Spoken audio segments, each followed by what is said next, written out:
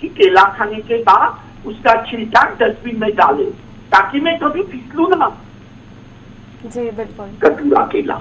और big boss में भी आप आने वाले थे, आपने एक न्यूज ऑडिशन में कहा था, एक इंटरव्यू में कहा था कि आप जो है बिग बॉस में आने वाले थे, बट कुछ रीजंस के कारण आप नहीं आए थे। वो क्या कारण थे?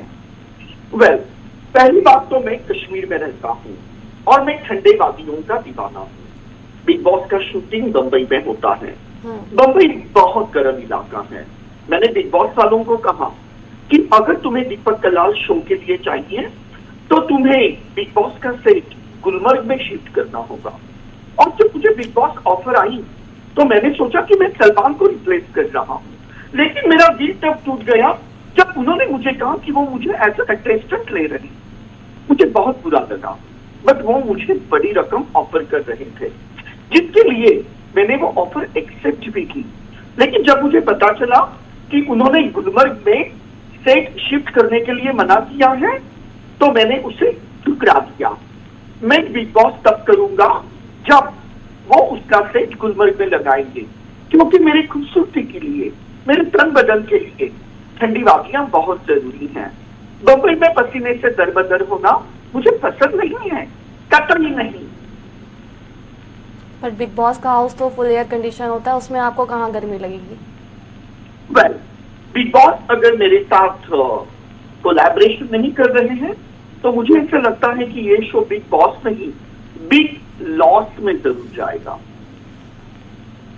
खैर दीपक, आपने कई सारी मूवीज भी बनाई हैं, उन मूवीज के बारे में हमें बताइए कि आपने कौन कौन सी मूवीज बताई हैं, उनके नाम और किससे इंस्पायर होकर वो मूवीज बनाई हैं। जो मैंने कान फिल्म फेस्टिवल के लिए भेजी थी और वो सिलेक्ट भी हुई थी कान फिल्म फेस्टिवल के लिए, वो मूवी का नाम है बकरी मुझे अंडा दो। और ये मूवी जो है ये बहुत अच्छी है और ये मैसेज देती है कश्मीर में किस तरह से प्रॉब्लम्स होते हैं और किस तरह से एक बाप जो है अपने बेटे के लिए ऑमलेट बनाने के लिए जद्दोजहद करता है और एक मुर्गी जो है उसकी मदद नहीं करती है, लेकिन एक बकरी उसको अंडा देती है और बाप जो है वो किस तरह से वो ऑमलेट अपने बेटे के लिए बनाता है। तो ये बहुत दर्द भरी कहानी है और लोगों को ये मूवी बहुत भाई, तो जितने भी मेरे मुरीद हैं उनको मैं कहूंगा कि आप YouTube पे ये मूवी जरूर देखें, बकरी मुझे अंडा दो, तो आपको ये मूवी बहुत अच्छी लगेगी। अच्छा, और हाल फिलहाल में आपने कोई मूवी बनाई हो ऐसी कोई? उसके बाद में मैंने मूवी बनाई फैन मुझे डंडा दो, क्योंकि बहुत सारे फैन मेरे ऊपर खफा थे और गांव गांव में मेरी पिटाई होने लगी। तो इसीलिए मैंने दूसरी मूवी बनाई बकरी मुझे अंडा दो के बाद फैन मुझे डंडा दो, और ये मूवी भी बहुत फेमस हुई, बहुत ये मूवी को सराहना मिली। लेकिन कुछ लोग मुझे रियलिटी में ही डंडे से पीटने लगे। अभी मैं ऐसी मूवी कतई नहीं बनाऊंगा, क्योंकि वो मूवी बनाने के बाद लोगों ने मुझे डंडे से पीटा, जो कि मुझे पसंद मत है, कतई नहीं। तो आपका अफेयर, जैसे कि हमने सुना है, जसलीन मथारू के साथ भी रहा था, आपका और उनका रिलेशन चला था, और बट आपका ब्रेकअप कैसे हो गया? आप दोनों अलग कैसे हो गए? जसलीन मथारू ने मुझे सीढ़ी के जैसे यूज किया। दीपक फेमस था, जसलीन बिग बॉस में जाना चाहती थी। न्यूज चैनल्स में दीपक कलाल के बारे में सुर्खियां आने लगी, लोग कहने लगे दीपक कलाल बिग बॉस जा रहा है। जसलीन ने सोचा कि अगर मैं दीपक कलाल के साथ कंट्रोवर्सी करूंगी तो बिग बॉस की नजर मेरे ऊपर जाएगी। जसलीन ने मेरे साथ शादा की, कंट्रोवर्सी की, अफेयर, स्कूप्स, गॉसिप्स जैसे बस सोशल मीडिया पे लगातार हो रहे थे जसलीन और मेरे।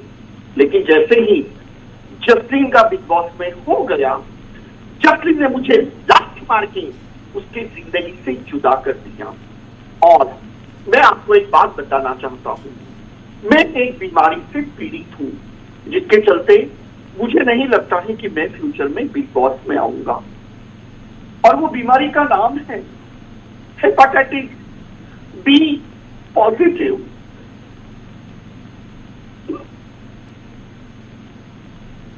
आप रोए नहीं, आप रोए नहीं दीपक, आप ठीक हो जाएंगे। मैं हेपेटाइटिस बी पॉजिटिव हूँ और ये बीमारी का कोई इलाज नहीं है। ये बीमारी अमिताभ बच्चन को भी है।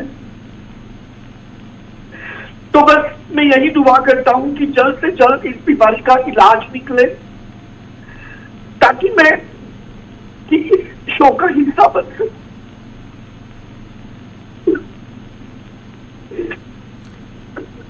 भावुक मत होइए, सब ठीक हो जाएगा दीपक। तो हम आपसे दूसरा सवाल लेते हैं आपसे। हमने सुना है कि आप गाते बहुत अच्छा हैं। हाँ, तो आप कुछ हमें गा के सुनाना चाहेंगे? कुछ हमें आप गा के सुनाना चाहेंगे दीपक? हाँ बिल्कुल। मैं आपको एक गाना सुनाना चाहूंगा। हो अपने रूठे पराए रूठे यार रूठे ना, ख्वाब टूटे वादे टूटे दिल ये टूटे ना, रूठे तो खुदा भी रूठे साथ टूटे ना।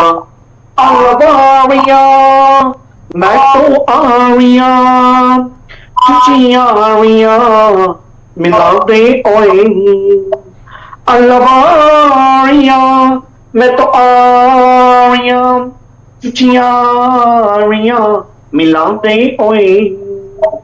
उड़ते पतंगों में होली वाले रंगों में झूमेंगे फिर से दोनों यार, वापिस तो आ जा यार सीने से लगा जा यार, दिल तो हुए हैं जार जार। ओ अपने रूठे पराए रूठे यार रूठे ना, ख्वाब चूचे वादे चूचे दिल चूचे ना, रूठे तो खुदा भी रूठे साथ चूचे ना। अलवारिया मैं तो आरिया चुचिया आरिया मिला दे मिला दे ओए, मिला दे ओए। तो ये गाना मेरा बहुत वायरल हुआ और इस गाने में मैं लास्ट में रोता हूं। तो मैंने देखा कि बहुत सारे अंकल आंटी इस गाने से इतना इमोशनल हो गए कि वो रोते हैं।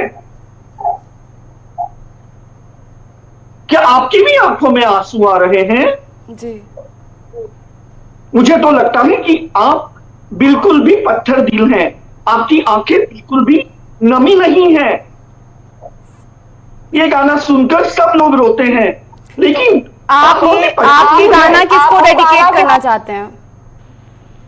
ये गाना मैं डेडिकेट करना चाहूंगा कश्मीर के लोगों को, क्योंकि मैं कहना चाहूंगा कि ये जो यारियां हैं इसको कभी न तोड़ो, ये यारियां हमेशा बनी रहे।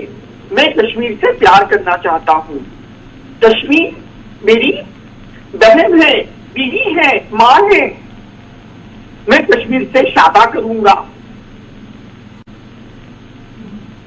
तो दीपक, आप अपने ट्रोलर्स को क्या जवाब देना चाहेंगे? कोई ऐसा मैसेज, कुछ ऐसी चीजें जो आप अपने ट्रोलर्स को बोलना चाहेंगे, क्योंकि आपको लेके वो कुछ अलग अलग मीम्स बनाते हैं, अलग अलग कमेंट करते हैं, उनको आप कुछ बोलना चाहेंगे? मैं मेरे फॉलोवर्स को यही कहना चाहूंगा कि बहुत सारे कॉमेडियन आते हैं, लेकिन वो सब फटे बम के जैसे हैं, उनमें कोई ताकत नहीं है।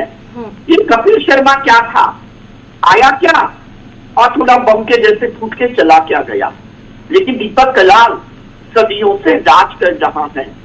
कहना चाहूंगा मेरे मुरीदों को, दीपक कलाल का नाम जपो।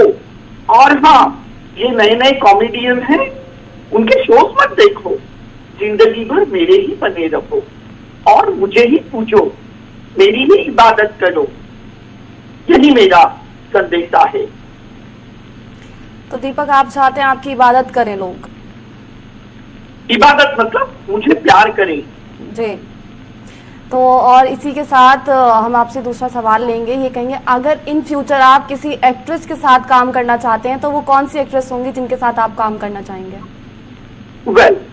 अभी करण जौहर सर के साथ मेरी बात हो रही है और करण जौहर सर तो मुझे और प्रियंका को लेकर एक मूवी लॉन्च करने जा रहे हैं जिसका नाम है हरामजादा। तो ये मूवी में हरामजादा का रोल मैं प्ले करने वाला हूँ। तो इसके बारे में अभी बात चल रही है, पता नहीं कब ये फाइनलाइज होगा, क्योंकि अभी कोरोना है ना, इसीलिए इसके बारे में ज्यादा पता नहीं। आपसे बात करके बहुत अच्छा लगा दीपक, आपके बारे में जान के हमें बहुत अच्छा लगा। आपने अपनी चीजें शेयर करी हमसे, आज के लिए बहुत बहुत शुक्रिया, इसके लिए बहुत बहुत धन्यवाद। तो आज हमारे साथ कंट्रोवर्सीज किंग दीपक कलाल जुड़े हुए थे। ऐसे ही और नए चेहरों से मिलने के लिए हर हफ्ते हमारे साथ जुड़े और देखते रहे द सिंपल टॉक। धन्यवाद।